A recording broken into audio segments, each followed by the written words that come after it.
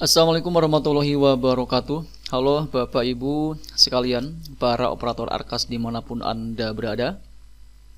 Kali ini kita akan kembali menjawab pertanyaan yang masuk di channel kita, dan kali ini masih seputar perubahan anggaran di Arkas tahun 2025. Tepatnya itu di tahap 2 ini, yang mana kali ini ada pertanyaan dari Neni Mei Susanti 7144 ya.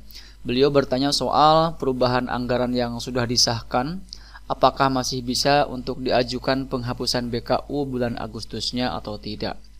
Nah, bagi Bapak Ibu sekalian yang mungkin saat ini punya pertanyaan yang sama seperti halnya yang ditanyakan oleh teman kita kali ini, silakan simak baik-baik sharing kita kali ini sampai selesai, jangan di skip ya. Namun seperti biasa, sebelum kita masuk ke dalam pembahasan kita kali ini, silahkan untuk Bapak Ibu sekalian yang mungkin saat ini belum berlangganan di channel saya, silahkan klik tombol subscribe terlebih dahulu agar nanti tidak ketinggalan update terbaru yang kita update di channel Imran Prasetya. Baiklah, mari kita mulai saja sharing kita kali ini.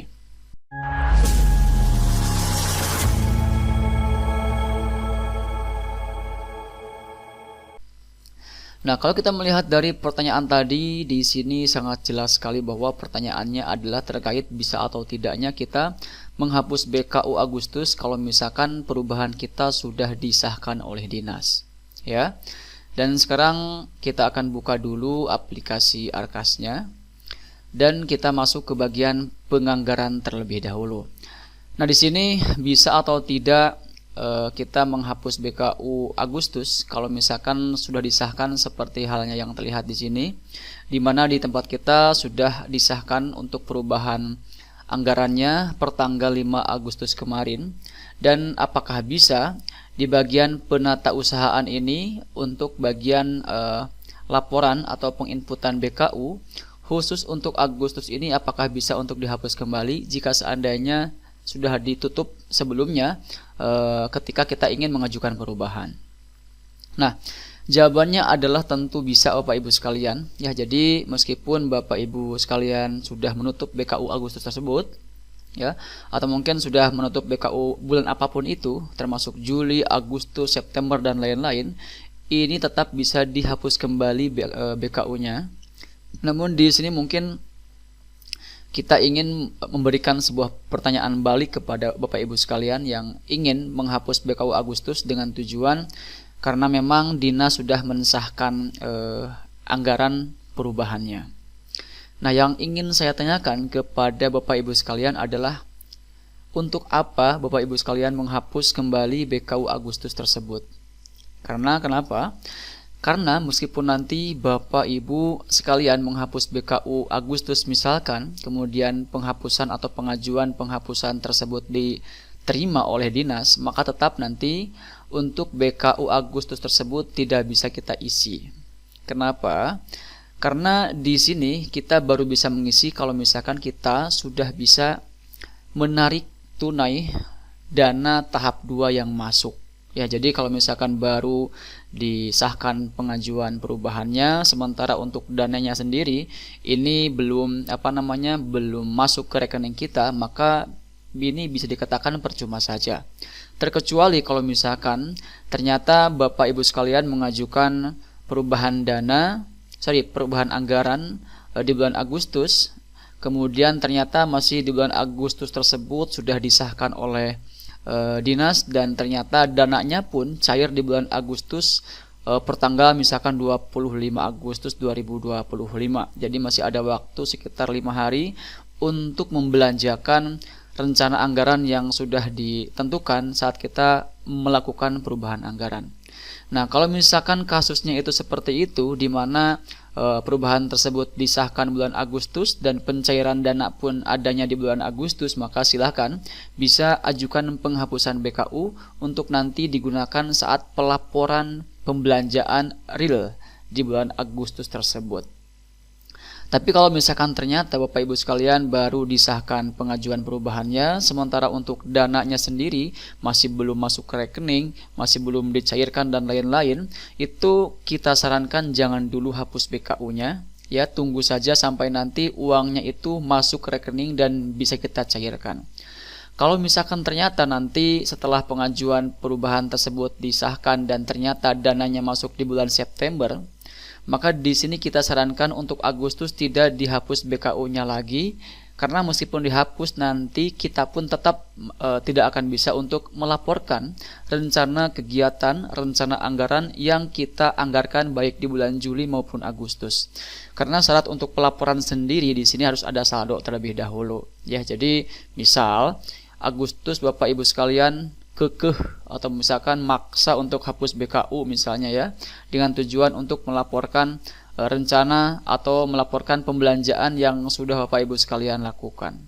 Nah, di sini Bapak Ibu sekalian tetap meskipun sudah dihapus BKU-nya dan sudah bisa dibuka kembali BKU-nya, tetap tidak akan bisa melakukan pelaporan untuk pembelanjaan yang sudah dilakukan.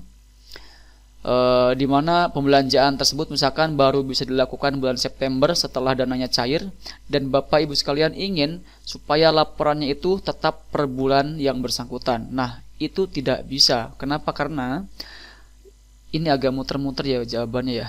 Jadi dikarenakan di bulan Agustus ini belum ada dana yang tersedia untuk bisa kita laporkan. Jadi kita sarankan tidak usah dihapus BKU-nya, kita laporkan saja ya pembelanjaannya itu di bulan setelah melakukan penarikan. Seperti itu. Jadi kalau misalkan cairnya itu akhir Agustus nih, misalkan tanggal 30, maka nggak usah dihapus BKU Agustus saja.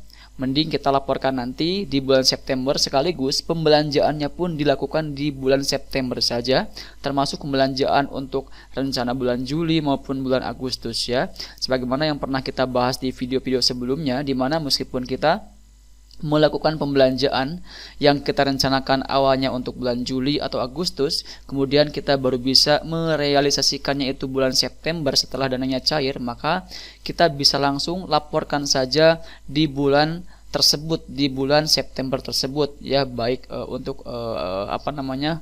pembelanjaan yang direncanakan Juli, Agustus maupun September. Jadi semuanya digabung di sini. Seperti itu.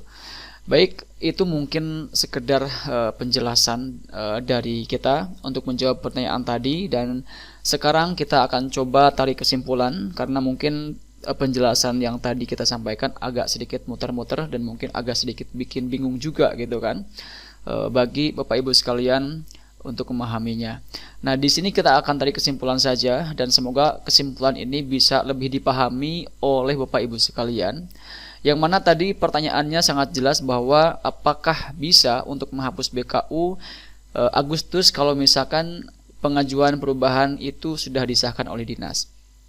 Kesimpulan yang pertama adalah jawabannya sangat bisa ya untuk menghapus BKU meskipun awalnya sudah ditutup saat kita ingin mengajukan perubahan anggaran. Namun untuk kesimpulan yang kedua, pastikan dulu sebelum menghapus BKU Agustus itu, pastikan apakah dana apakah dana tahap 2 ini cair di Agustus atau mungkin justru malah belum cair sama sekali sampai sekarang. Kalau misalkan ternyata cairnya itu di bulan September, maka untuk Juli dan Agustus tidak usah dihapus BKU lagi ya.